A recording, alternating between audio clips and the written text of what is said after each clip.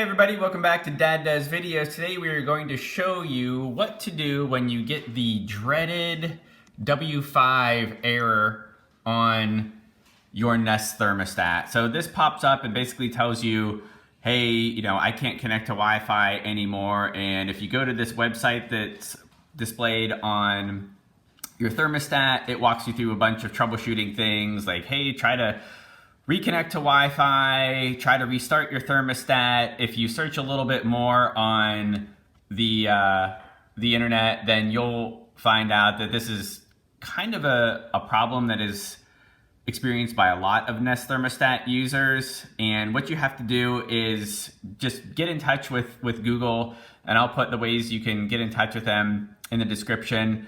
If you are within 1 year of the warranty, then you'll get a new Nest thermostat. But if you aren't, you might have to argue with them a little bit. And quite frankly, this is my second Nest thermostat in 18 months, and I just got a replacement, so it'll be my third one in 18 months. So something fundamentally is wrong with these. I've been promised that they're fixing it or have fixed it, so we'll see what happens after I put the new one in. But I'm going to show you how to put the new one in, take your old one off. These are actually really easy to replace. So first step is, after you've gone through the situation with Google, you're eventually going to get an email. You have to fill out a form. You'll get to a point when they send you a replacement. What you want to do is go shut off the power. Now that is either at your breaker box or kind of like a light switch looking thing by your furnace. I'm going to show you what those look like. Okay, so here is the breaker box. Usually these are in people's basements or maybe in the garage. Sometimes I've seen them in like laundry rooms, so it depends on what kind of house you have. But regardless, you should have some kind of chart or code that tells you which one of these breakers goes with which room or appliance in your home. So for us, as you can see here, 15 is furnace. So if I wanted to, I can just find the number 15 in the box, and they're hard to see because they're on right here is 15, and that's challenging to see, but you can kind of see the outline of some of them. There's 9. But if I didn't have a light switch basically at my furnace, I would just flip this and that would turn off the power to the furnace. Alternatively, like I mentioned, you can go to the actual furnace itself, and some people have that light switch. Luckily for you, I have that, so I'll show you what that looks like. Okay, so if you have the kind of light switch type thing by your furnace, this is what it would look like. And all you have to do is just flip it down to turn off your furnace. Okay, so I've got the power off to my Nest, and these, they just pop right off. So you just want to grab it and kind of pull down and out at the same time to take it off.